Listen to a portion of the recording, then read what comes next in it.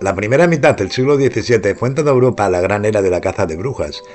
Prácticamente ningún país escapó a esta obsesión, en la que se sacrificaron miles de víctimas condenadas a la hoguera. Tampoco España. El episodio más conocido tuvo lugar en un pueblo de los Pirineos navarros, en Zugarramurdi, que terminó con el procesamiento en 1610 por parte de la Inquisición de 53 personas, 11 de las cuales fueron ejecutadas. Pero no fue el único.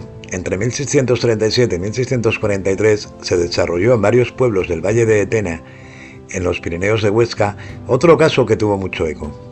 Alarmado, un escritor madrileño aseguró que se habían encontrado 1.600 endemoniadas, cifra sin duda exagerada, que otro testimonio rebaja a 250, aunque en los documentos figuran solamente 62 implicados en el proceso inquisitorial. Según el máximo estudioso de este episodio, Ángel Gari, esta fue una de las más importantes epidemias de posesión demoníaca en Europa, aunque finalmente ningún brujo o bruja del Valle del Tena fue condenado a morir en la hoguera. El episodio muestra muy bien cómo en el siglo XVII la creencia en los demonios podía crear una espiral de histeria colectiva y de caza del brujo culpable. Conocemos muchos detalles del episodio gracias al libro Patrocinio de Ángeles y Combate de Demonios, escrito por Fray Francisco Blasco de la Muza, que era rector de uno de esos pueblos en el momento en que estalló el caso. Según Blasco y otro sacerdote de la zona, Matías Jiménez, desde 1637, la gente de Tramacastilla, Sadínies, Allende el Gallego y otros pueblos de la comarca fueron presa de un extraño mal. Más exactamente, los afectados eran principalmente mujeres, jóvenes aún solteras, que andaban como trastornadas y atemorizadas, gritando como si se ahogaran y sin poder tranquilizarse. Se mostraban incapaces de rezar, tenían hormigueos en la piel, perdían la sensibilidad en algunas zonas del cuerpo o veían de color negro la hostia consagrada y no podían fijar en ella la mirada. La mayoría ponía excusas para no confesarse, algo que no se toleraba, y caían desmayadas cuando el sacerdote les daba la solución. Blasco de la Muza y Matías Jiménez creyeron enseguida que detrás de aquello andaba el demonio.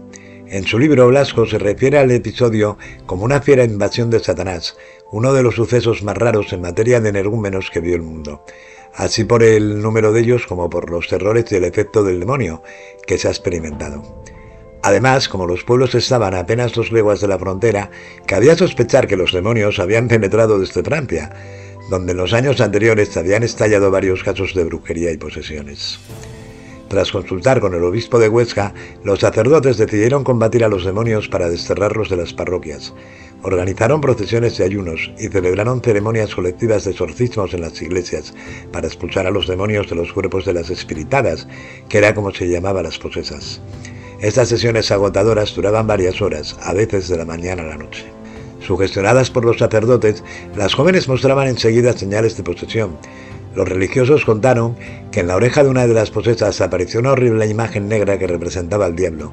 Aseguraban también que les salían objetos por la piel sin dejar herida, que eran capaces de doblar cosas con una fuerza que varios hombres no podían reunir, y que a las palabras de latín del cura contestaban perfectamente en romance.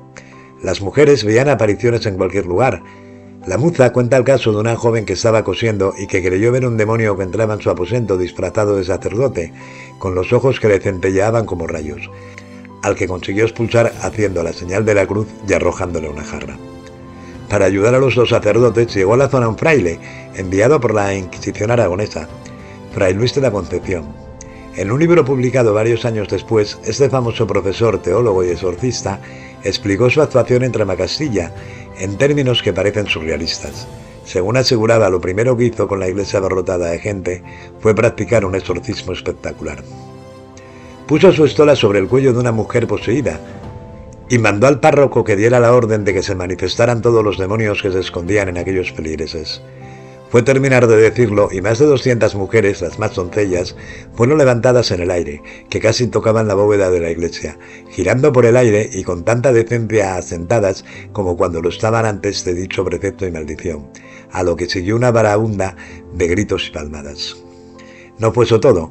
Estando una mañana, seguía explicando Fray Luis, oyendo 6 confesores conmigo la confesión a 6 señoras atormentadas por los enemigos, a un mismo tiempo en presencia de muchas y graves personas, las arrebataron los demonios de los pies de los confesores y sacándolas por la puerta de la iglesia en el aire y transportándolas por él, en brevísimo espacio las llevaron como cosa de media legua, y de las puntas de los pies las colgaron de los más eminentes riscos y peñas de aquellos montes Pirineos. La situación y modo de estas criaturas, colgadas en la forma dicha, no quitó la decencia que su honestidad debía, pues estaban como si sus pies fueran cabezas y las cabezas pies. Todos estos hechos, desde luego, son productos de la imaginación del autor, pues no constan en ninguna otra fuente del caso. Cabe explicarlos como un intento de resaltar su propio papel de autoridad en toda la peripecia, pero también muestra hasta qué punto los religiosos creían a pie juntillas en los poderes del demonio. Pese a las procesiones y los exorcismos, los casos de posesiones no amainaban, por lo que los sacerdotes Simeones y Velasco informaron al rey y solicitaron la intervención de la Inquisición. A primeros de julio de 1640 llegó al Valle de Tena Bartolomé Guijarro, inquisidor general de Aragón, a fin de dirigir personalmente la investigación. Pero 2 meses y medio más tarde, el inquisidor falleció repentinamente por causas desconocidas, lo que de inmediato se interpretó como una obra más del demonio. Prueba de ello fue que el fallecido le habían robado un par de escarpines, calcetas, calzoncillos y una camisa, con los que sin duda un brujo había elaborado un maleficio contra él. El brujo en efecto era el personaje que faltaba para completar la extraña tragicomedia que se estaba desarrollando en este remoto valle aragonés. En la mentalidad de la época, la intervención del demonio era propiciada por personas con poderes sobrenaturales que suscribían con Satanás un pacto maléfico. En un caso como en el del Valle del Tena, las sospechas eran generalizadas. Por ejemplo, los lugareños, para defenderse por sí mismos del demonio, recurrían a amuletos protectores, como muñecos en forma de gatos, ratones, sabandijas y conjuros escritos en papelillos. Pero estos objetos, al ser descubiertos, eran interpretados por los sacerdotes como una prueba palpable de que existía brujería oculta y pactos satánicos. En cualquier caso, las posechas no habían tardado en revelar el causante de su mal, el agente del demonio que las había embrujado mediante sus maleficios. En el curso de los exorcismos colectivos, cuando a algunas mujeres entrantes se les preguntaba por el nombre de su diabólico señor, no nombraban a un espíritu maligno, sino a un tal Pedro de Arruebo. Este era un rico propietario del valle, de carácter violento, aún joven, y que era conocido por acosar a todas las mujeres de la zona, que para él se habían convertido en una especie de gran coto de caza. Un año antes, en 1634, Arruebo ya había sido acusado de brujería, pero salió indemne y no enmendó su comportamiento. Al contrario, aprovechando su fama de brujo, hacía creer a las mujeres que si se resistían a sus deseos, las endemoniaría con sus poderes extraordinarios o rompería sus relaciones sentimentales. Por ejemplo, se contaba que en junio de 1637 dio un pellizco en el brazo a una mujer y la dejó tan sugestionada que se le manifestó un gran dolor en sus partes íntimas, anticipo de otros síntomas inequívocos de estar espiritada. En noviembre de ese mismo año, cuando se encontró con otra mujer en un puente, la agarró por el brazo con malos ánimos, pero ella pidió ayuda y lo soltó. Obsesionada por aquel contacto, la mujer no dejó de temblar. Luego quedó sorda y a los 3 días cayó también espiritada. Para las gentes del valle no había duda de que Arruebo era un brujo con poderes diabólicos. Le acusaron de tener poder para causar enfermedades y muertes, y de conocer las malas artes gracias a la posesión de libros prohibidos. Tener cierta cultura, Arruebo sabía leer y escribir, y mantener contactos con Francia, el joven hablaba muy bien el francés, era motivo de sospecha. La gente decía que había comprado a un francés 2 demonios familiares, de 3 que dicho francés poseía, y le había dado por ello 3 caecines de centeno, en tiempo que este valía muy caro. Durante los espiritismos, muchas espiritadas insistían en que mientras Pedro de Arruebo viviera, no habría paz, y que los demonios no saldrían de sus cuerpos hasta que él y sus secuaces desaparecieran para siempre. Arruebo iba siempre con 2 amigos, a los que también se acusó de brujería, el sastre Miguel Guillén y un cirujano bearnés, Juan de Yarat. Guillén, con fama de mujeriego, jugador y bebedor, fue acusado de hechicero, mago, encantador y maléfico. Según un testimonio que consta en el proceso, cierto día que Guillén iba con Pedro de Arruebo, se le ocurrió pellizcar a Mariana de Lope, hija del notario, diciendo «¡Qué buena ropa es esta!». La muchacha quedó tan impresionada por la mala reputación que tenían los dos que empezó a sufrir terribles dolores en el brazo, en la cabeza y en el estómago. En cuanto a la RAP, tenía fama de aprovecharse de las enfermas jóvenes, utilizando para ello bebedizos o ungüentos diabólicos. Arruebo fue detenido en 1638, pero pidió misericordia y penitencia, y se le permitió regresar a su casa de Pardina de la Artosa, no sin pagar antes las costas del proceso. Sin embargo, como las posesiones no amainaron, se consideró que seguía actuando como brujo. De hecho, fue él a quien se le culpó de la muerte del inquisidor Guijarro en 1640. Por ello, el sucesor de este, Alejandro de la Eceta, reanudó el proceso contra Ruebo y sus cómplices. Convocó en Zaragoza a unas 50 posesas, que durante 4 meses dieron cuenta detallada de lo sucedido.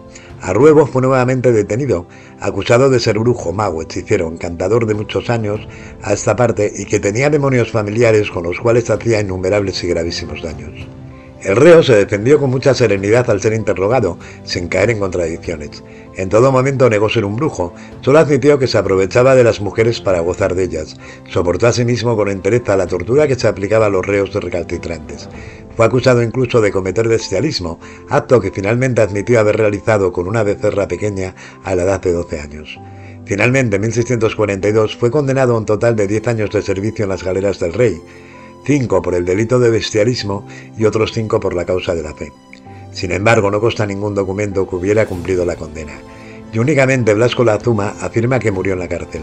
En cuanto a Miguel Guillén, fue condenado al destierro a más de 5 leguas del Valle de Tena durante 4 años, pero murió en el hospital por una afección cardíaca sin que se aplicara la sentencia.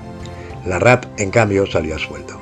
Estos episodios de infección diabólica, como el del Valle de Tena, eran en buena parte obra de algunos sacerdotes inspirados que en sus parroquias exponían sermones sobrecogedores y dedicaban arengas incendiarias a personas analfabetas, combinándolas a cerrar filas contra Satanás y contra las brujas. Lo que no significa que la población no supiera aprovechar las circunstancias a su favor. Como prueba, las acusaciones de brujería se hubieran dirigido precisamente contra el personaje más odiado de la comarca, hasta deshacerse de él para siempre.